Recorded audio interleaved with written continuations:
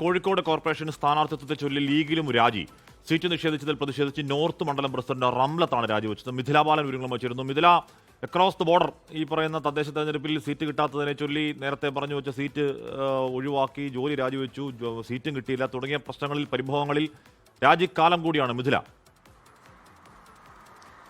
തീർച്ചയായും ആഷ്മി, ഇന്നലെയാണ് ലീഗിന്റെ കോഴിക്കോട് കോർപ്പറേഷൻ ഡിവിഷനിലേക്കുള്ള സ്ഥാനാർത്ഥികളെ പ്രഖ്യാപിച്ചത്. 25 ഡിവിഷനിലേക്കാണ് ലീഗ് മത്സരിക്കുന്നത്. അതിൽ 23 പേരെയാണ് പ്രഖ്യാപിച്ചിട്ടുണ്ടായിരുന്നത്. ഈ സ്ഥാനാർത്ഥി പ്രഖ്യാപനത്തിൽ പ്രതിഷേധിച്ചാണ് കൗൺസിലറായിരുന്ന റംലത്ത് രാജിവെച്ചിട്ടുള്ളത്. നോർത്ത് മണ്ഡലം പ്രസിഡന്റ് സ്ഥാനമാണ് രാജിവെച്ചിട്ടുള്ളത്. മൂന്നാലിങ്കൽ ഡിവിഷനിൽ കഴിഞ്ഞ ടേമിലെ കൗൺസിലറായിരുന്നു റംലത്ത്.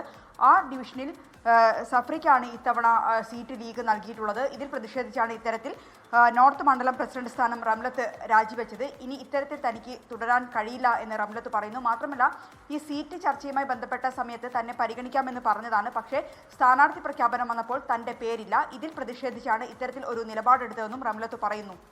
ഹാഷ്മി, ലോകത്തെവിടെയായാലും ഏത് സമയത്തും 24 വാർത്തകളും ഓഗ്മെന്റഡ് റിയാലിറ്റി പാക്കേജുകളും എക്സ്പ്ലെയിനറുകളും വിശദമായി കാണാൻ ഞങ്ങളുടെ യൂട്യൂബ് ചാനൽ നിങ്ങൾക്ക് സബ്സ്ക്രൈബ് ചെയ്യാം.